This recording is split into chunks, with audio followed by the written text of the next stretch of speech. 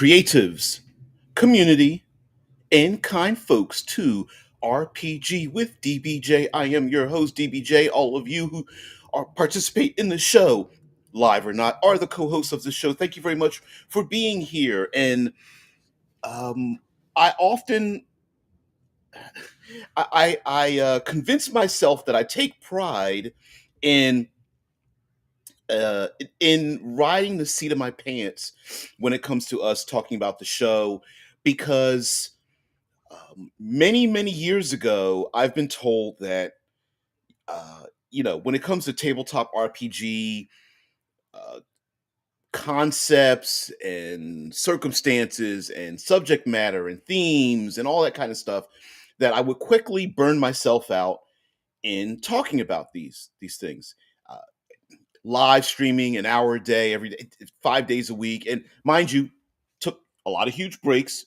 Not going to discount that, but um, I to allow me to express to you my foibles, my ability to take the seatbelt off and drive as fast as I can towards a brick wall so you guys can see it. Now, what does that have to do with today's subject? I will let you know. First of all, full disclosure, there might be some self promotion in this episode, in episodes going forward. I am part of the consulting team and designers for a successful Kickstarter called Cool Name Goes Here RPG. So there will be some of that, not necessarily today's episode, but just going forward. And also, I've designed my own tabletop RPG. It's only a couple of pages, real rules light, that kind of thing. But I want to show you guys a little bit of a design process, whether it's successful or not, so that you can learn from my mistakes by doing it better, or learn from my successes if it happens to do well, if that makes any sense, and then letting you know things behind the scenes. All right, let's get to the specific subject because I'm I'm a bit flabbergasted, a little taken aback, agog.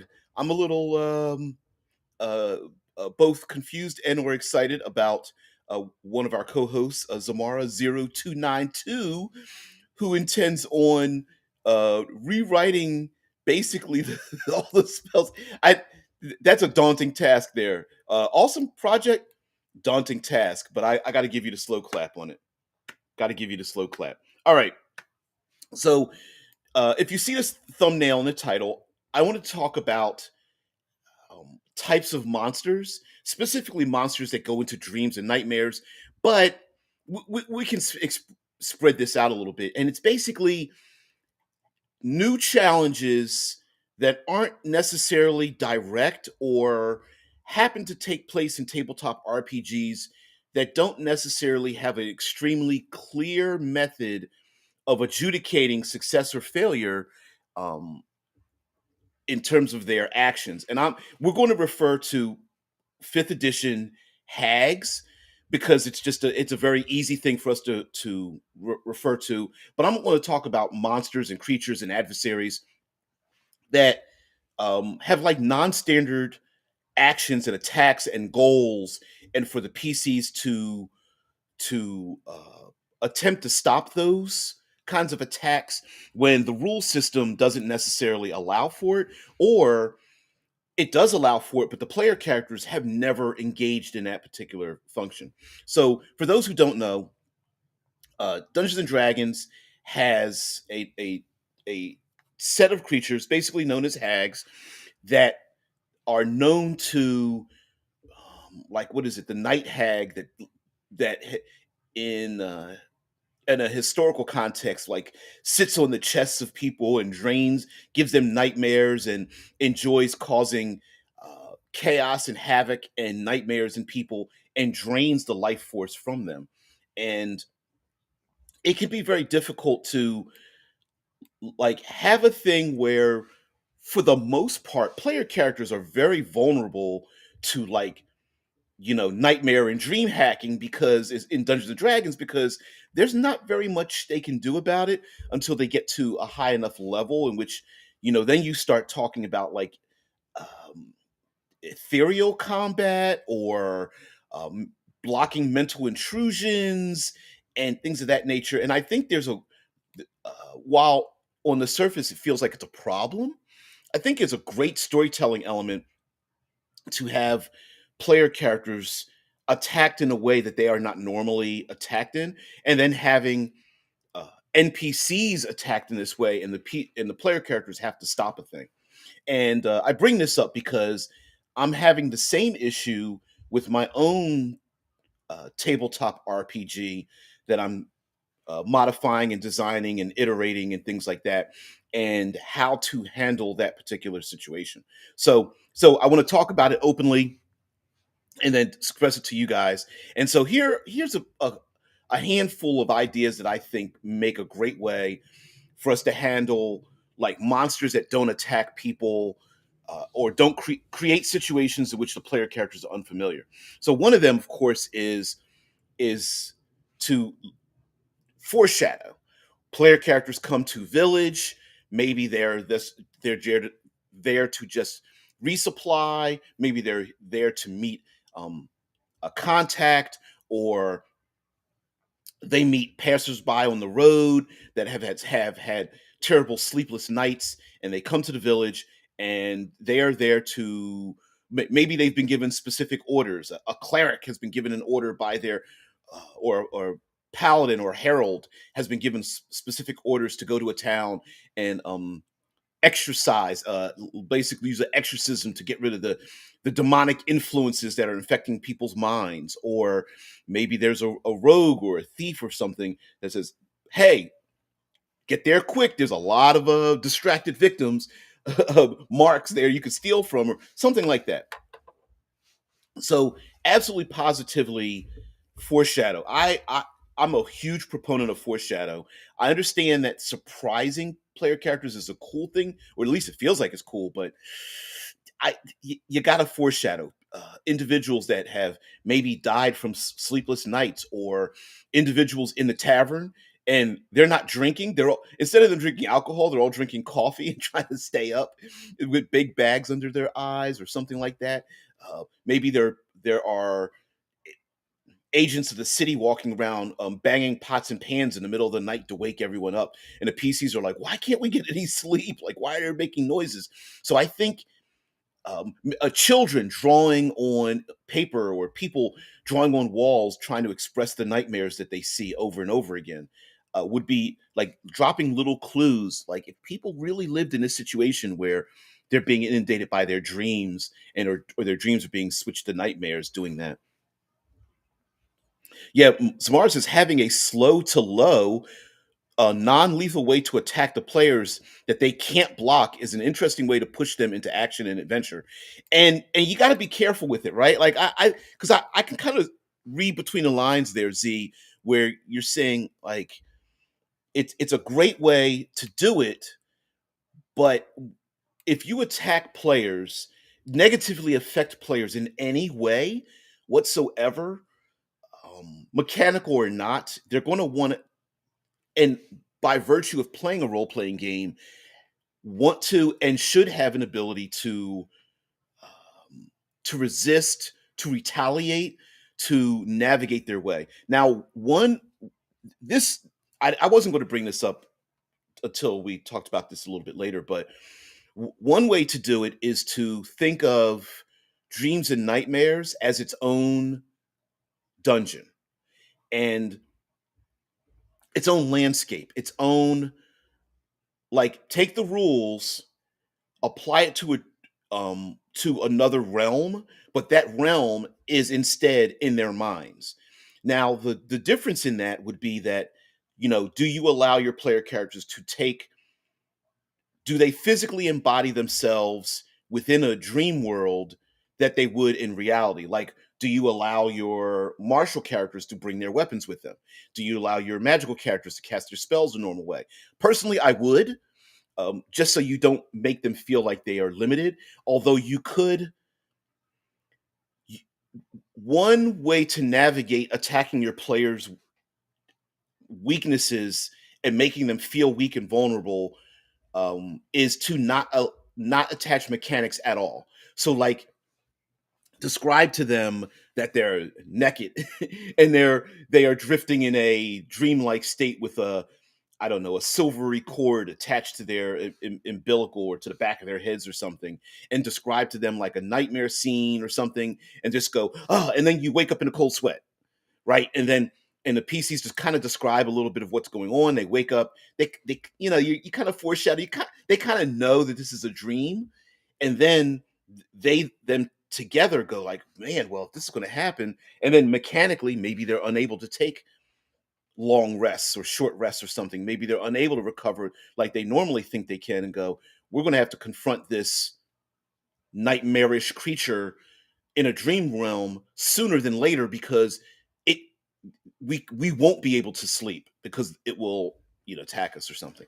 um but I would just make it another dungeon. When you think about like, what is it, player characters are shrunk down to small size and have to run around, you don't really have to change a lot of rules. Just tell them, okay, we're just gonna, every monster that says has giant in its name just becomes the new giant thing. Or if the PCs have to go into the astral realm and you don't have rules for it, just think of it as like another dungeon. Maybe the rules are slightly different, like how you move is a little bit different. Like, what's an optional rule in the Dungeon Master's Guide is to change the skills that attach to attributes. So instead of like dexterity linking with acrobatics, or strength linked to athletics, maybe it's intelligence plus athletics because it's all mental or something like that. You could come up with new rules, new, like, applying exhaustion, or as the case in Level Up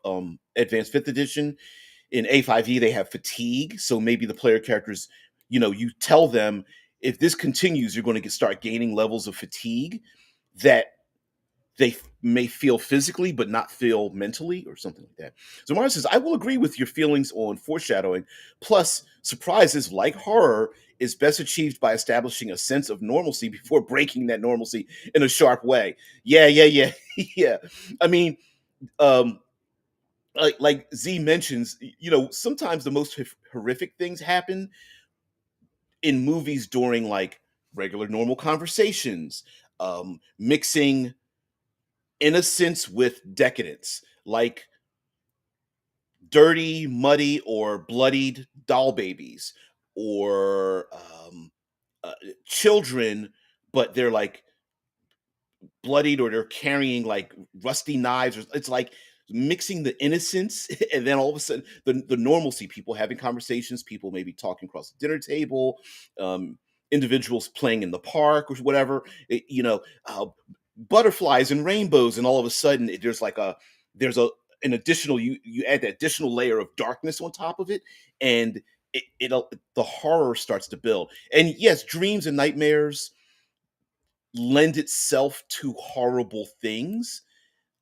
because nightmares, it brings up our self-conscious, which is another great way to introduce, like in Dungeons and Dragons we have hags that specifically in their lore and some of their mechanical effects affect dreams. But in a dream world, in your dream dungeon, you could put any monster you want, because it's a perfect example of, oh, it's just a monster from our subconscious. And you might even want to ask, one cool thing is, you might even want to ask your PCs, like um like, but which monster category most scares your PC, right? Are they monstrosities or aberrants, or is it dragons or beasts or something like that? Like, have a little bit of a questionnaire, like what scares you most? Tentacles, razor sharp maws, or poisonous stings, or something like that, and then assemble something piecemeal out of their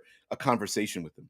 Mike says, as I tell my players, there is no problem without a solution, no entry without an exit. It may not be obvious, but it's there.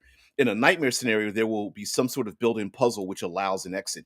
And the and this is kind of where I'm going as well, about solving a problem. Maybe the players, so you take your players, you tell them, you foreshadow that there's going to be like dreams and nightmares. They go to sleep, or unknowingly go to sleep, they get transported to a nightmare realm, there's monsters there, and the problem is not this is where we get to alternate objectives. The It's not defeating the big bad guy. And when I say not defeating, it's not pulling sword, casting spells, seeing Hag across the nightmarish room and attacking it. But how do we leave this? How do we wake up? How do we get the community, which might each of them scared, keeps creating more and more nightmares? How do we solve the problem? And it could be delving into the dungeon of innocent people's minds to find the key. Maybe the hag is looking for a specific piece of information out of the minds of one or more of the residents, and the PCs need to run around the dungeon, the nightmare realm, to get it. And when I say dungeon, yes, could there be dark hallways and pit traps and corridors and places to slip, trip, and fall. Traps, the classic traps that don't make any sense in the dungeon could be happening. Or this could just be different people's nightmares. Maybe one person is afraid of freezing to death, and the PCs walk into a blizzard, and then immediately when they get to the edge of the blizzard, they leave it and go into the accursed desert, which is in someone else's mind because they don't want to be trapped under the sun in a desert and dehydrate or something. Maybe somebody else fears falling, and the PCs are literally go from the desert, trip over the edge of a sand dune and start falling, no bottom intended, and they have to start falling and kind of doing the maneuver through the air parachute kind of thing while there's like flying monstrosities around, and then maybe they go from falling to what's a good fear? Public speaking. And they're on stage and they have to like speak. I don't know. Giant spiders. Where's some great spiders, snakes, um, predators like lupines and felines. There's some other fears out there of uh, feeling insignificant and small, where they're being laughed at and surrounded by, using the stats of like cloud giants or storm giants or even titans or something, if you can find the stats for 5e. But those are just regular people. The PCs are just ant sized or something and being laughed at or something.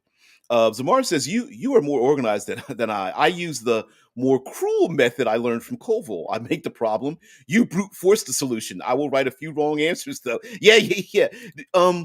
One of the keys to this sounds backwards in challenge design, but one of the keys to making a really great puzzle problem is creating the problem and not making the solution.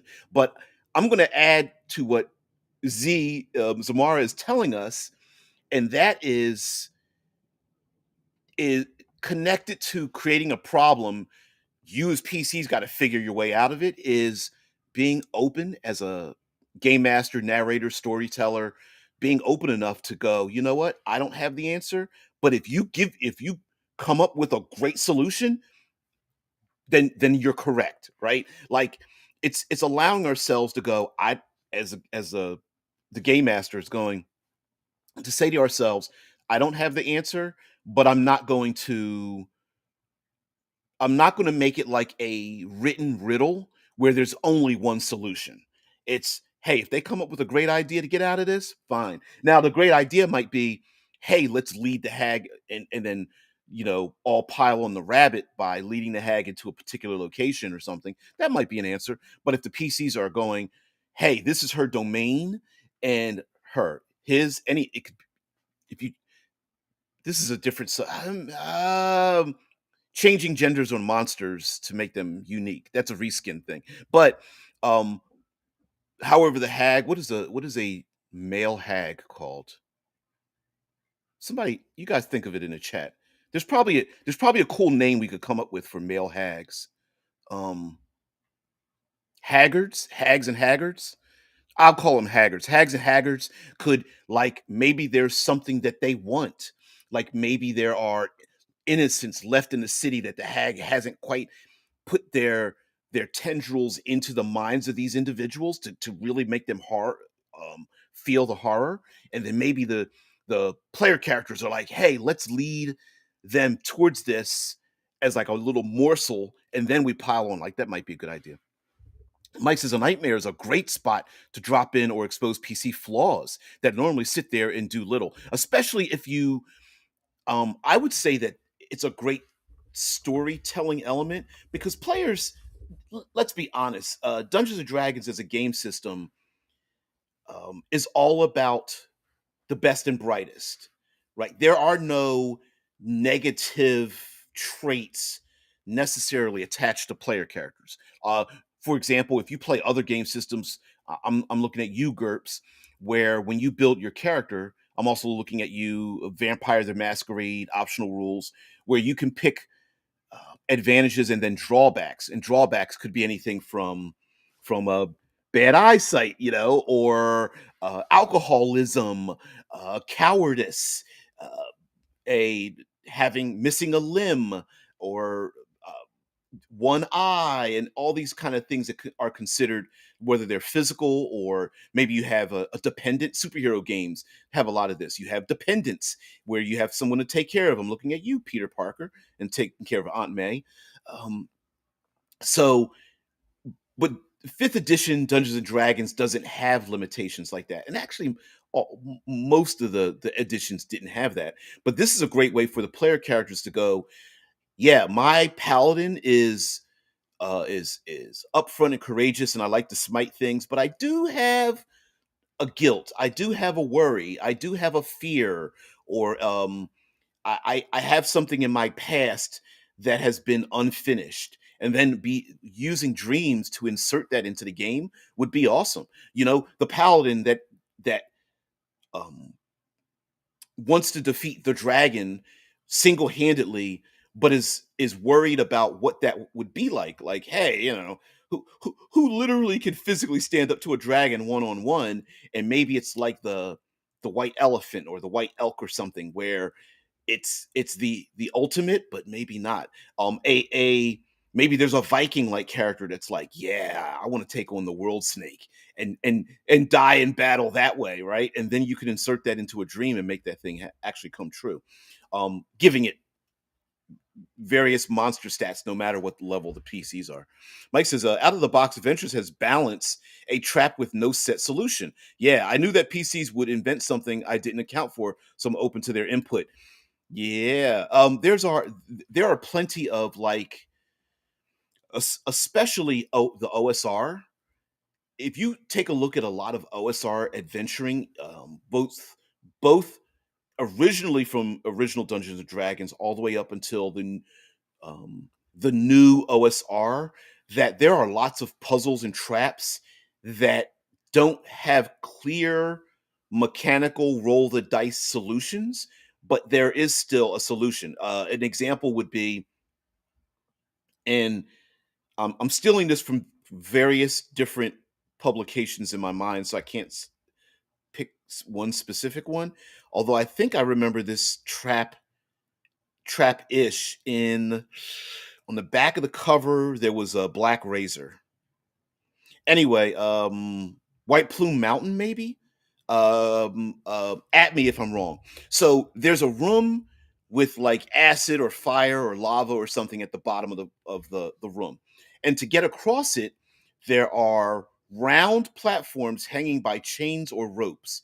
And the issue is that the platforms are round with the chain of rope, one single chain of rope in the center of the platform. And which means that if you jump on to a platform, more likely than not, your weight is going to disrupt the platform and make it turn sideways. So now, of course, you could grab onto the rope or chain that's holding it up in the middle, but the issue is, how do you keep the platforms flat and balanced with the weight and pressure of various PCs and or NPCs and or adversaries and enemies on each of the platforms? And there's like 3 to 5 to get across the room, and you gotta jump from each one. Kind of, I'm thinking of, American Gladiator, right? And, I mean, can you do athletics, acrobatics checks or whatnot? Of course. Can you do saving throws for dexterity or strength or something to hold on? Sure.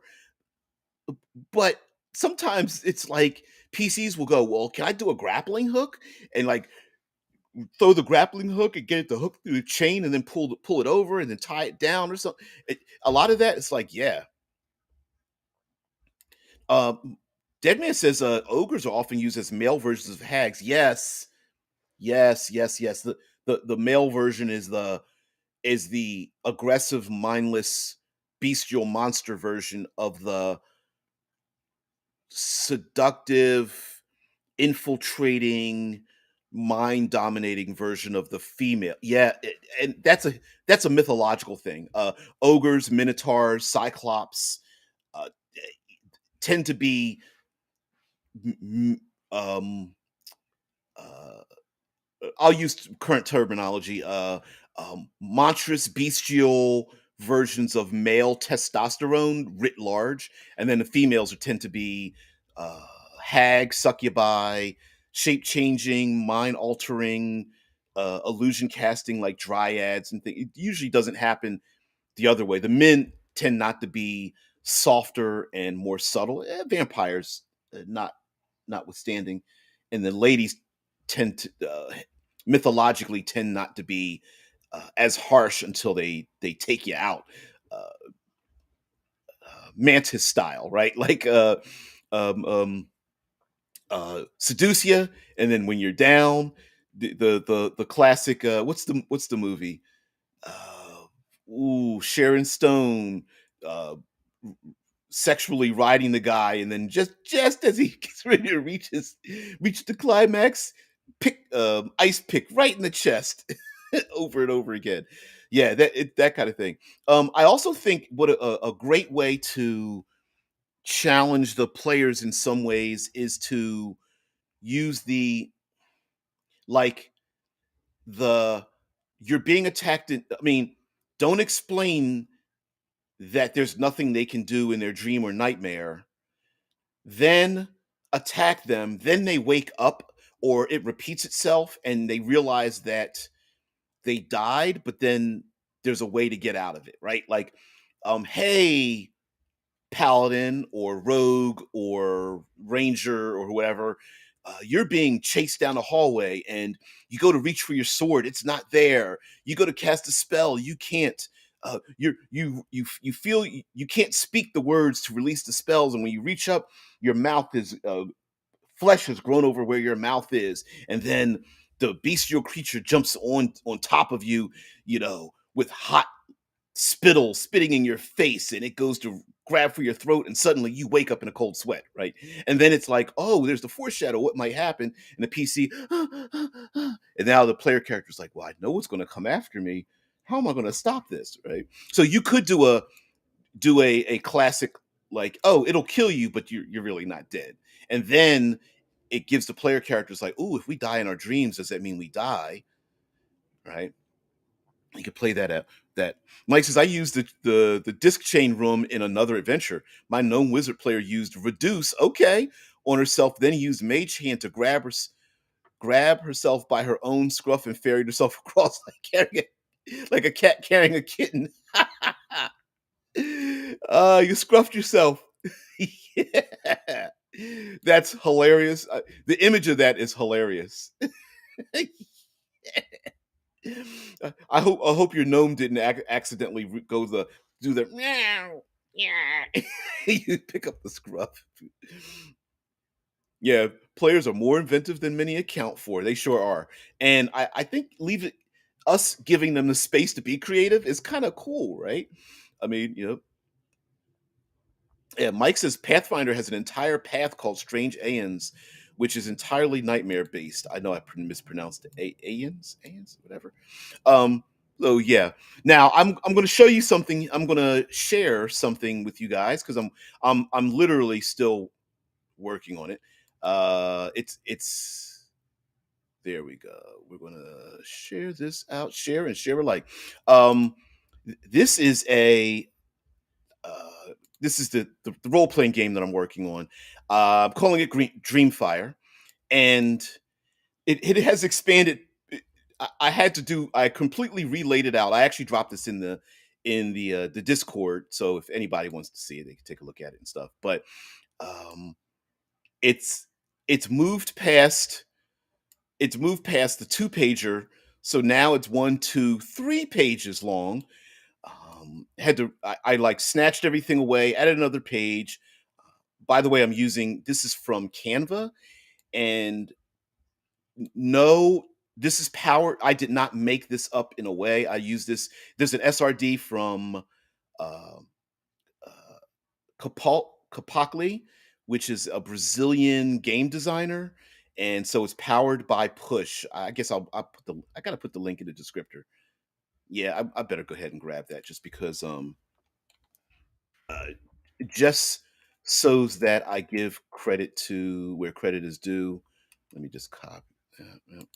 I forgot about doing that, but I ought to do the thing.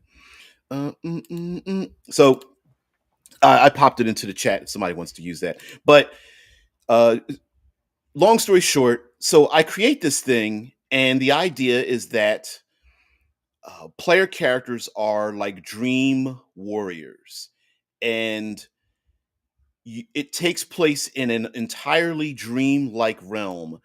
And the reason why the player characters are even involved in it is because they have a spark in them called dream fire. It's the spark of creation from the very first story told around the campfire, which caused everyone there to dream.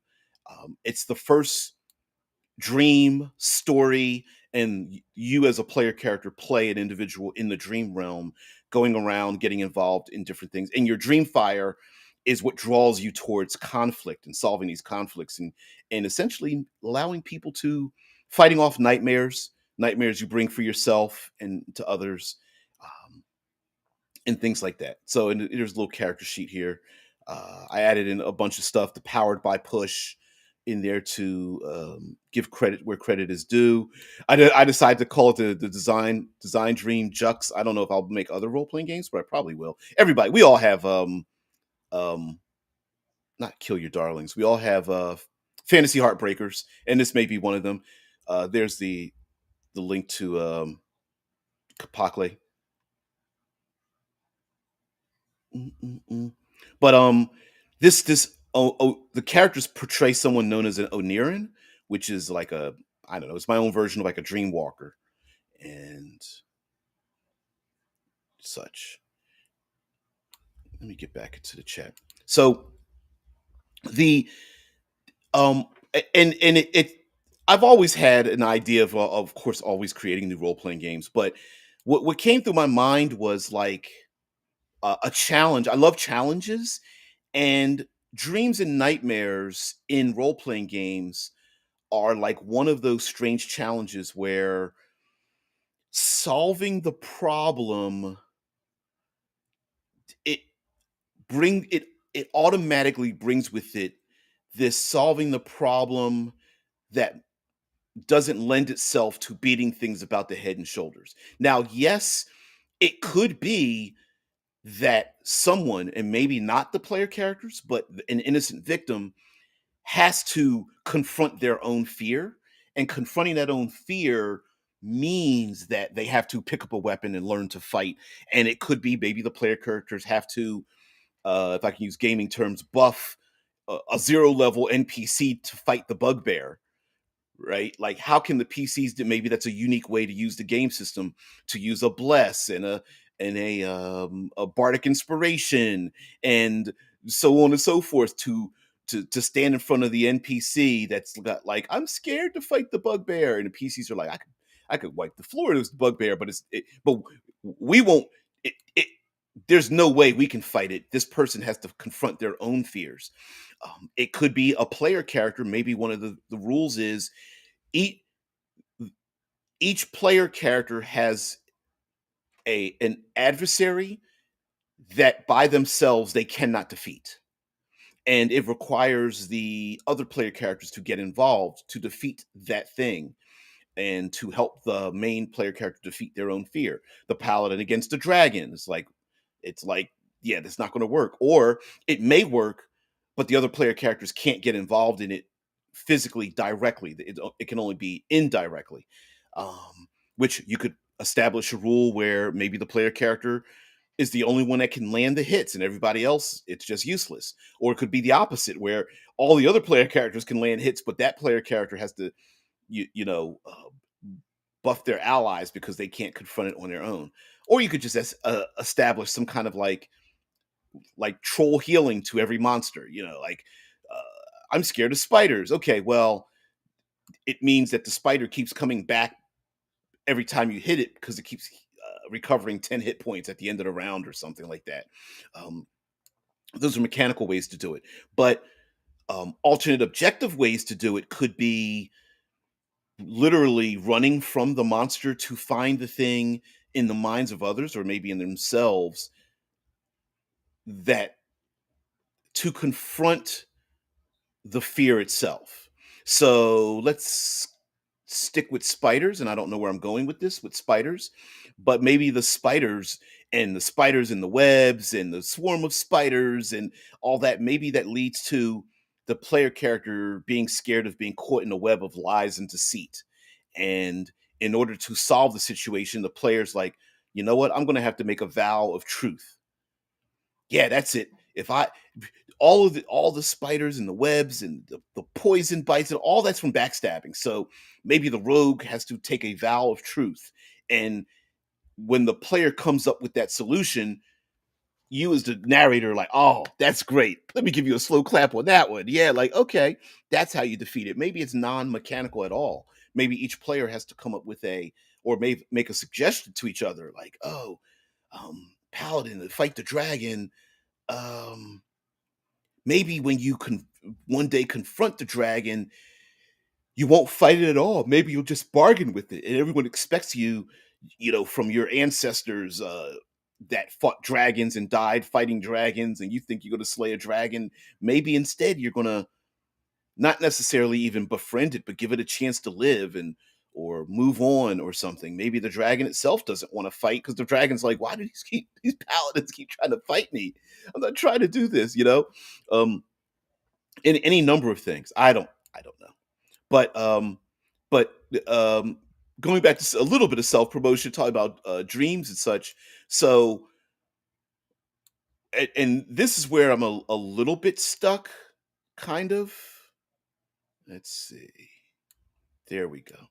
Trying to get to the basic rule. Oh, my face is in the way. It doesn't matter. Okay, so in this game is pretty simple, although and I didn't make up this mechanic, but I have expanded on it. So it's pretty simple. So the basic rule is whenever your character attempts something that you consider interesting, has a random chance of success or failure, roll 1d6 and consult the result. And I know this is going to sound strange when I first read it because the first line, but it makes sense with the last line. So on a 7 or higher, you suffer a loss. You do not get what you want and get what you don't want. You get basically a complication or lose access to a trait. And traits are what make up your character. So of course you're saying, well, if I roll a d6, how do you get a 7 or higher? On a 5 or 6, it's a full result. You get what you want. So it's not necessarily combat, although it could be combat. But essentially you get what you want. I want to jump across the chasm. You roll a 5 or a 6, you get what you want. You jump across the chasm. On a 4 or lower, it's a mixed result. You get what you want and you get what you don't want. A complication or lose access to a trait. And so complications in this game, I'm using complications and traits as your hit points. Your traits basically are what you can do, and you begin with 6 of them, and as you take air quotes harm, you suffer a loss, you lose access to that trait, and you can explain it however you want. So if one of your traits is, if I could be very simple, if one of your traits is athletics, you could say, well, I lose access to that trait, and the reason why I lost access to that trait, you could make up a reason like I twisted my ankle or something. But lastly, which goes back to the first line, which is on a 7 or higher, you suffer a loss. You do not get what you want, and you get what you don't want. Um, you can choose to trust your gut, where you roll 1d6. If you do so, you must add it to your current result. You can roll again. So if you roll a standard D6, you're going to get something. You're either going to get a full result on a 5 or 6, or you get a mixed result on 4 or lower. So 1 to 4, you get a mixed result. 5 or 6, you get a full result. But i- that means that you only have a 33% chance of getting exactly what you want. Otherwise, you're just going to keep getting stacked complications and lose access to traits. So maybe what you really want is a full. You're trying to get a 5 or 6.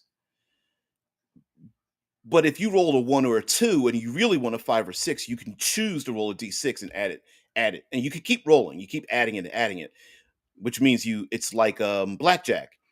You want to get a 5 or 6, but you don't want to go above it, and so you can basically essentially trust your gut. Now, over when you start making your character, whenever you use a trait, you add one to the full result. So, for example, for the suffer a loss of 7 or higher, whenever you have a trait, that 7 you add +1 to it. So, let's say you're using 2 traits, that means you add +2 to this number. So, instead of rolling 7 or higher, it's if you add +2, it's 9 or higher. So you can get a full result on a 5, 6, and +2, 7 or 8. Maybe I made that sound a little bit more complicated than it needed to be, but whatever. All right, let's see. Z's got a lot to say here. All right, so okay, here we go. All right, co-host. So Zamara says, actually, I came up with an idea. If you don't mind following me, okay. The players find themselves in a small hamlet, which is mourning the loss of several of their children and elder ones. Ooh, problematic already. I love it. The bug-bitten folk all seem to fear the swampy forest to the west. They all warn that there are horrid monsters that way, dangerous things, which they listen, they always do that, right? The PCs settle down for the night, and in the morning they go in the swamp to investigate. Now here's the kicker. Anytime the PCs die in the forest, let them. TPK, great. They wake up in a cold sweat and lose one 1d4 I guess divided by 2 hit points. Okay. All right. Permanently. Ow. Ooh, why'd you leave that? Okay. And find that they have bug bites all over their arms. The same bug bites the commoners seem to suffer from. And if they leave the hamlet, they feel something following them. All right. No mechanical consequences. They just wake up feeling someone watching them until they TPK when they wake up in the hamlet, losing 1d4 divided by 2 hit points permanently. If the PCs make it to the center of the swamp, they find a hag. Yep, infestation themed. Yeah, bugs. And I can imagine like having to swat mosquitoes out of their face and then maybe having bugs cover all over their cloaks and things like okay living there feasting quietly on the dreams of the hamlet each night, and she does so sustainably and humanely. Ooh, if her cattle, ugh, that's I don't know if you're going to get a lot of like player characters feeling sympathy for someone that calls innocent people cattle. But let's go with it. All right. If the cattle gets too sick or weak, she mercifully feeds off the rest of their life force and even uses a portion of it to make small trinkets to remember them by. Oh, isn't that nice? The hag or the ogre, the haggard is unwilling to leave because doing so means she will starve for an unknown amount of time. Plus, she is kind to her food. She revives them whenever they die through their dreams. Okay, after that, leave it to the PCs to figure out how to solve this issue, such as killing the hag, although that means people wouldn't return back to life, or sending her to another larger city where she will not be noticed, because I guess she'd have a larger feeding population, but a little bit horrid to think good, a very good aligned, like neutral good, lawful good styled player would allow that. But okay, where she will not be noticed. You can give them their lost hit points if they kill the hag or solve the problem, but that's up to the GM. Ooh, now I would throw in a couple of monkey wrenches here and there, like maybe there are someone in the village knows this and or made a pact maybe, or uh, the hag doesn't want to do this, um, and made a deal to become a hag with uh, her slash his slash its coven, and knows, like a vampire knows, that if they stop they'll die, but maybe give information about maybe a coven nearby. Or maybe the hag is like, this is the best way I can protect the people by making this my territory, but there's a bigger evil on the horizon. That could also be a problem as well. Hmm. Hmm. Hmm. It's a good idea. It's got me. It's got my. I've got the brain fuel. You hit me with the brain fuel. Yeah. Yeah. Yeah. Yeah. Yeah. Mm, mm, mm. Yeah. You got me. Um. I'm thinking in my head as the players are like confronted each time, because you're whittling them down just a little bit, because the players could, depending on the level of the confrontation, to them, they might just ignore it and just heal it off and just be like, well, I'll just lay on hands on myself. No big deal, right? But I could see, in Z's portrayal here, that this could become a bigger issue, a deal with the devil kind of thing, like player characters walking away. And if they stop it, maybe the hag has pulled people in the community, um, like, to be acolytes or students of sorts. Uh, that could be a situation as well. It would be pretty interesting to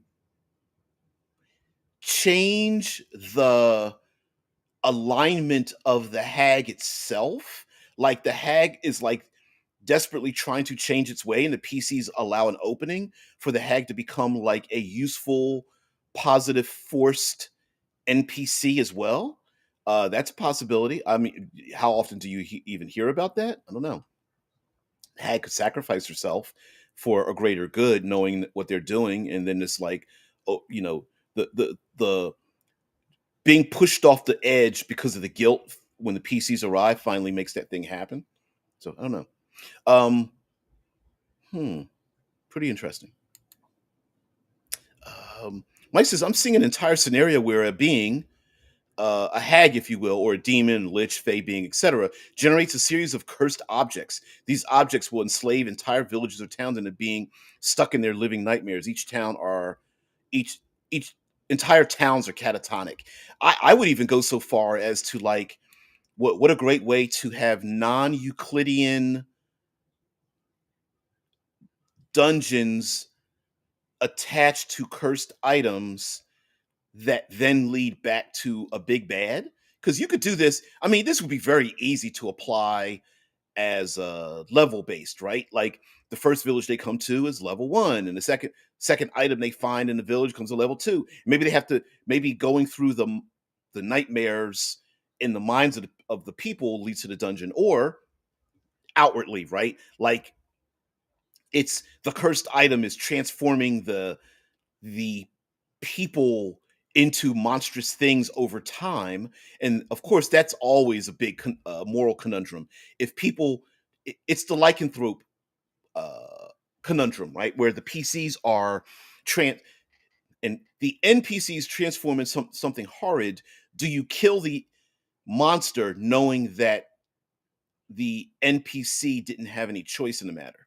And of course, PCs can go, I don't care, let's just kill it. But then that can affect their, how they are seen in the public eye, right?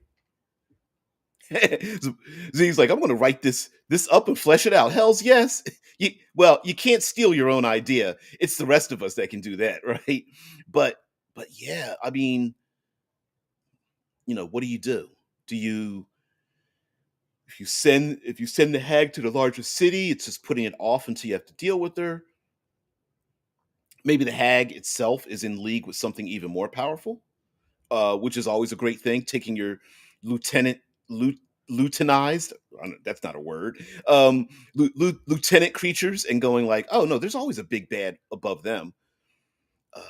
Mike says PCs have to recognize the problem, find what the object is, but destroying the object places the PCs into the same nightmare. But now finding the dream version of that object will unleash a monster of some kind. Defeating that being breaks the nightmare for everyone. Which I mean, we joke around and call those fetch quests, where the fetch quest is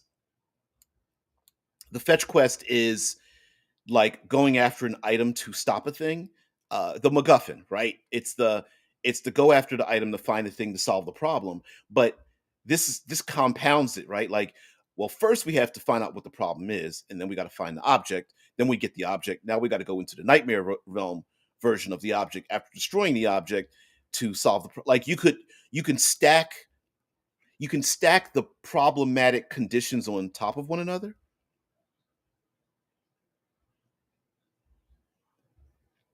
Yeah, Mike says, hell, the monster might be a dark nightmare version of one of the PCs, which one of the greatest tools ever in a GM toolbox is to go grab yourself some player character sheets, reflavor a little bit, and just turn them into your NPC or adversaries or your enemies. Yeah, that player character that thinks they're breaking the rules, they've found every loophole. Just use it straight against them and see how fair they think it is. Yep. Just to reframe it. Change the physical demeanor, some personality traits, maybe the gender, the origin, and just go with it like that. Yeah. Make like a hey, that player character loves their paladin smite and doesn't want it nerfed like in the one D&D playtest or whatever. It's okay. I'll make a blackguard Dark Knight or something version of that character. Mike says which means the overarching villain knows all the PCs and the dark version is based on a secret the PC has. Ooh, maybe if the player characters defeat their nemesis, their dark secret doesn't get out. But if they fail to do so, the player character has to reveal a dark secret, whether it's embarrassing or the paladin's like, I used to be a criminal.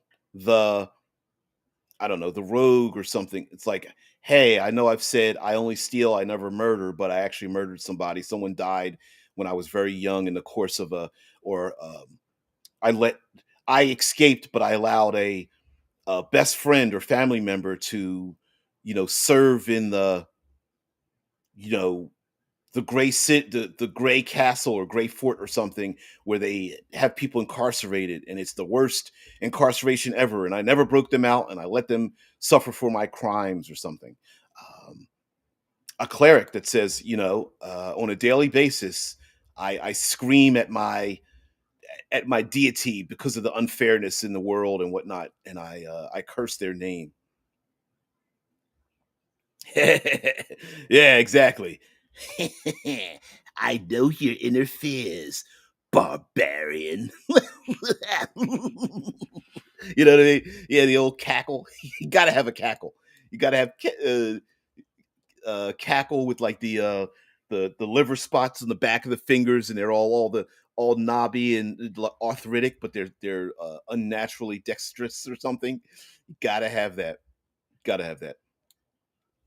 So, um, this one of the I don't want to say issues. Yeah, I'll say issues. One of the issues that I'm trying to come up with my own RPG is like coming up with a way to adjudicate. I have a very generalized way to adjudicate confronting nightmares and unweaving, desperate things in the mind. But I want to give I want to establish maybe some random tables or something to describe how to solve a situation in a dreamlike nightmarish state for the player characters to do so. Right? Like, here's an example of how to solve a thing without putting it in a manner of like this is the only way you can solve it. Sometimes when people see rules, they get obsessed with the rules, and then they don't see outside those same rules. And I'm afraid I don't want people to go like, "Oh, person wrote the rule. I guess that's the only way you can do the rule." Yeah, Mike. I like that. You doubt your faith, cleric? So sad. Yeah, that would be awesome. And honestly, when it comes to challenges and breaking rules, right? Like, how cool would it be? And I know player characters would balk at this. I guarantee you they would balk. But imagine the very thing that defines your character type: barbarian rage, cleric channel divinity, paladin smite, warlock eldritch blast, like the thing that defines them, but they have to confront their fear without using it, right? Like, because it is their fear, they can't use it against their fear. That would be, now mechanically, yeah, might be a little bit dangerous, right? But uh dream Dream AN Voyagers, I am so sorry, but I just arrived. So, is there a place where we can find this game of yours, Dreamfire, yet? As a matter of fact, uh, well, is there a place? I'm going to make a place, right? So, let's see here. View only link. Let's copy that because I think you can actually see me doing it. I'm going to place it here. Paste. So this is a link to it. You could also, if you join our Discord, and I don't even think I have the Discord link.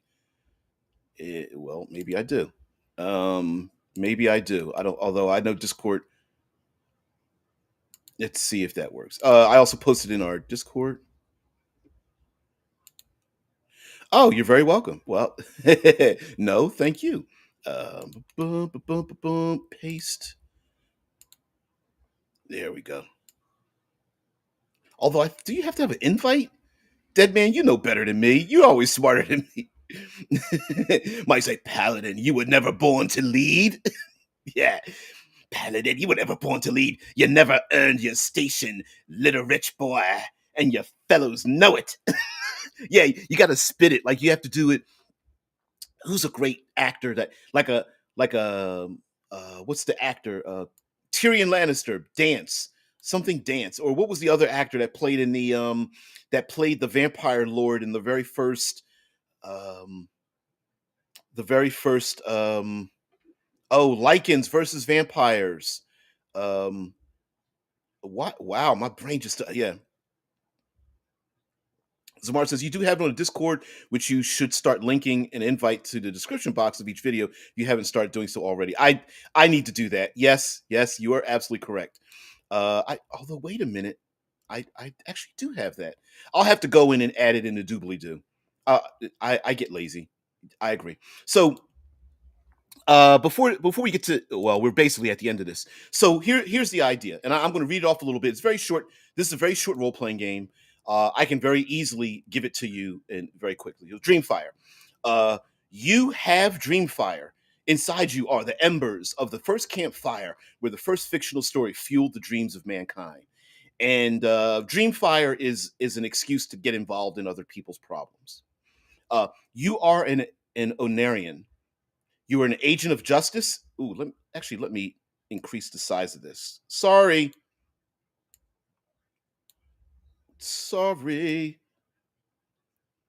You are an Onarian, or you could pronounce it Oneron, because I actually don't know how to pronounce the word. It's a permutation of the god of dreams.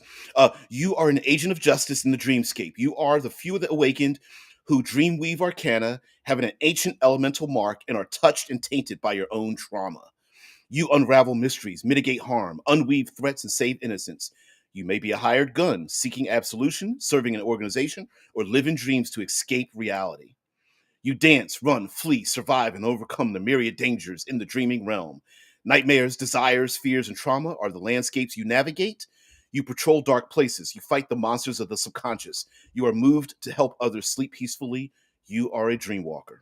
And so, essentially, you're a dream person. So you can, and I have very general. Again, this is only 3 pages long, so they're very general rules to make up your player character. Themes, of course, you have themes. Players should expect to face the following themes like love and devotion, community, fear and trauma, self-examination, which is the big one, which means that this game might actually pop above 3 pages. It might be a 10 pager to explain some of these and some of the problematic traits in it. Exploration, problem solving, and metaphoric scenes. There's also something here which I call the safe space, which is both an in-game and out-of-game safe space mechanism. So, and you'll understand when I read it. Safe space: create a fictional safe space. Each other PC can add to it a person, place, or thing. Give your safe space some playful and poignant details. The safe space is a place for reverie, which is like a recovery action, a reverie to heal and recover from loss and complications. If uncomfortable subjects arise during play, any PC can return to their safe space to avoid interacting in the scene. This can and should lead to a pause and awakening. Basically, your character wakes up. The player can leave the game, no explanation needed. And so that's kind of like it's a what is the it's like the X card, but it's actually a place in the game that you can detail yourself. So the idea basically is like you have your, like, maybe your safe space is to sit on a beach, or your safe space is a big giant mansion, or your safe space is a bounce house or something.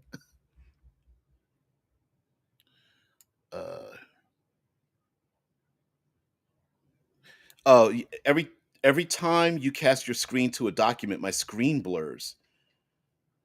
Could be my end, but I don't know how. I've heard that happen before. Charles Dance, Game of Thrones. Is it Charles Dance? I couldn't remember his first name. Deadman says the link is in your general doobly doo. I don't know if I connected it below.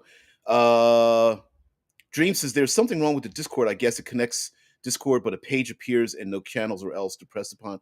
Sorry if somebody cares to detect anything else. I listen. I'm a Discord noob even till now. Even till now, I don't know why. Maybe it's because I'm not sure about the blur, and I've heard somebody else say that, but like I'm literally reading from the same screen that you can see. Because that's how, I don't know. All right, so creating a character. To create your character, pick or roll traits from each of the 6 categories on the next page. When you suffer a loss, you no longer have access to a trait of your choice. It's basically like losing a hit point. You lose access to that trait.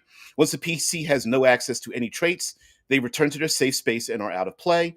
A PC can accept a random complication instead of a loss. 6 complications, and the Onerin returns to its safe space and is out of play. Out of play is as permanent as temporary as the gaming group desires. Like, is out of play death for your group? Sure. If it is it a temporary, you're just out of the scene till you can come back. That can be as well, and you could alter it as well depending on the conflicts they come across.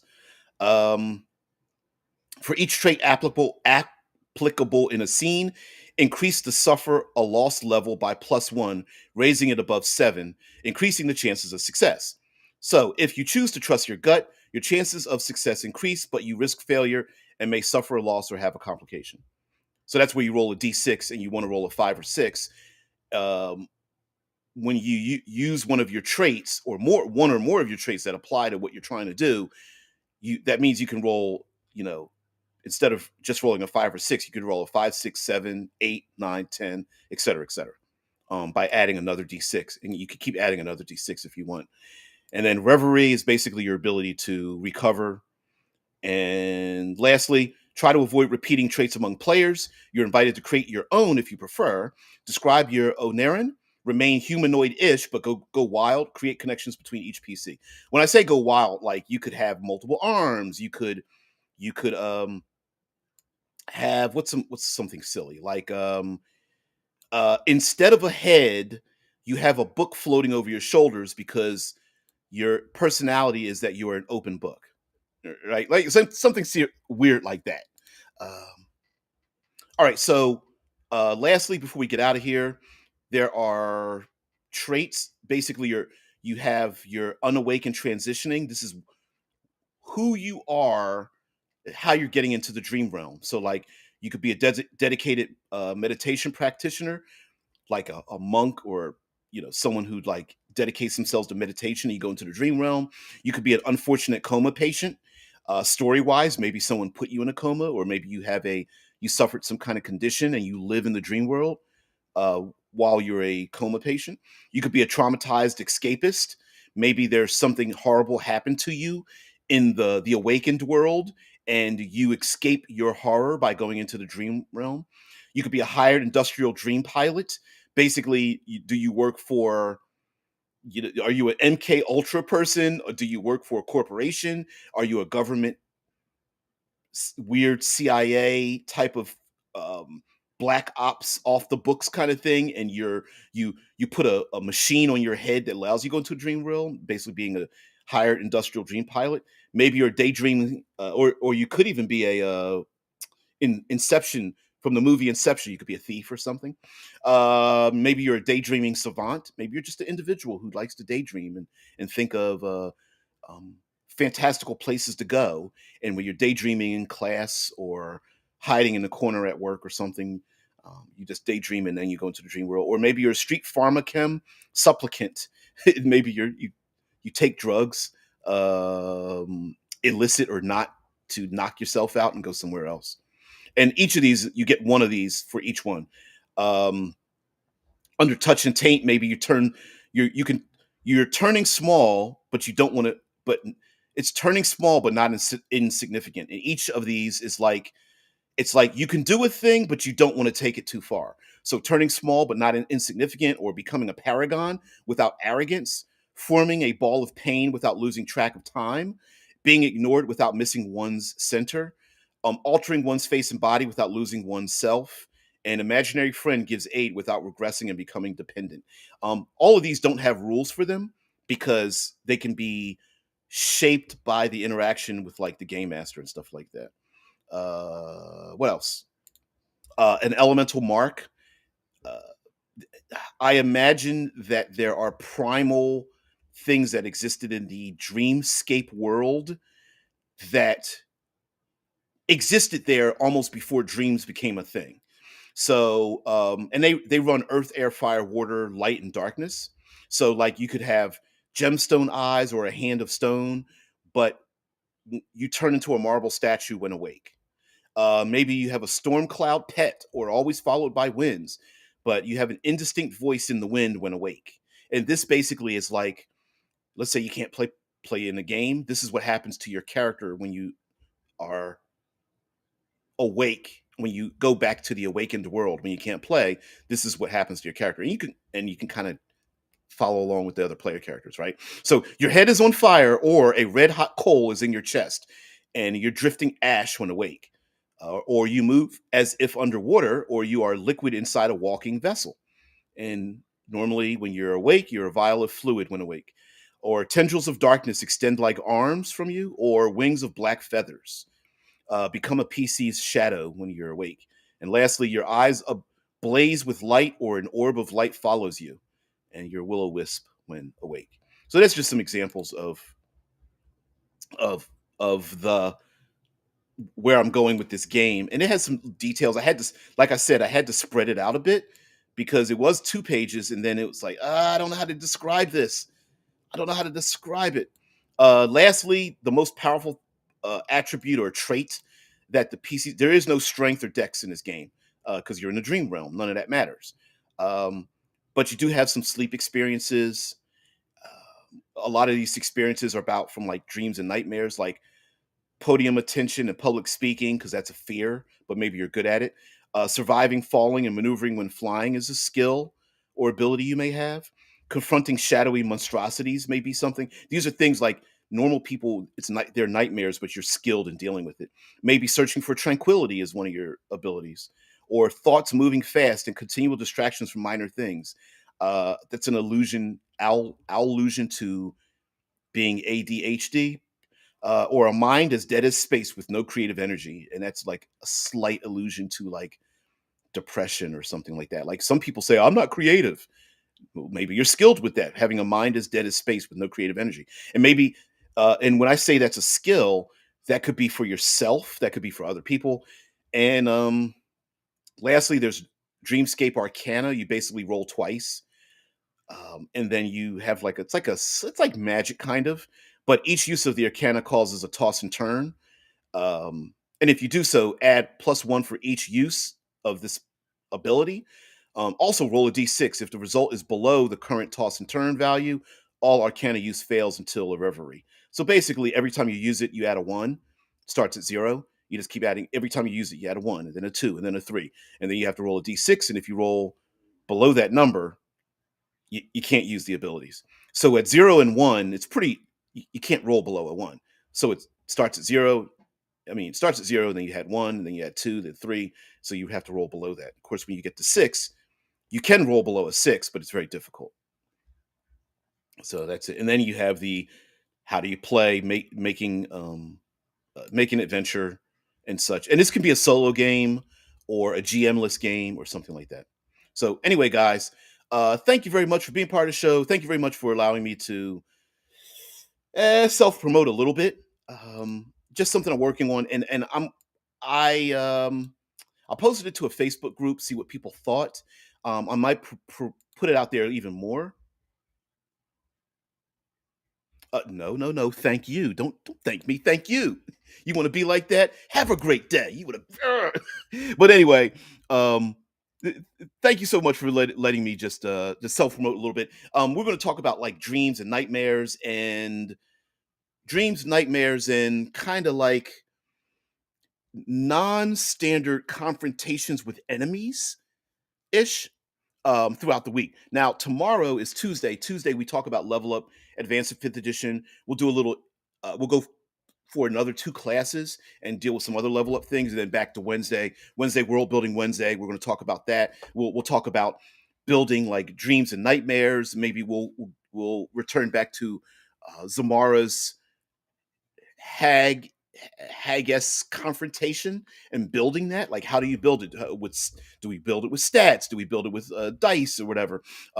That kind of thing. And then of course Thursday, third pillar Thursday, where we talk about exploration. What a great way to explore people's dreams, you know. And then Friday we are going to explore a oldie but goodie uh role-playing game called Esper Genesis that was one of the first sci-fi rewritten, popular, but maybe not played fifth edition aside sci-fi games. So we're doing that. Zamara says I will be linking my session in the Discord, designed for 5e, but free to be used and reused as you need. As a thank you to the community. Oh, that's awesome. Yeah, and I also made I'm making a public um pronunciation that I will try to the best of my ability. When you guys have something that you want to promote, bring it on. We'll promote it. Bring it on. Just come in. Take a look at it. Gaming stuff, things like that. Just come on. Depending on how we don't have to do it. It doesn't need to be here, but we could record it. You don't have to be like show yourself physically. We could do it like podcast style or something like that, at a different time or something like that. But whatever, anything like that. So, guys, thank you very much. Thank you, there, Dream. Oh, it didn't come up. There we go. There we go. So we'll leave it at that, guys. Thank you very much. Have a great day. I will see you later. Peace.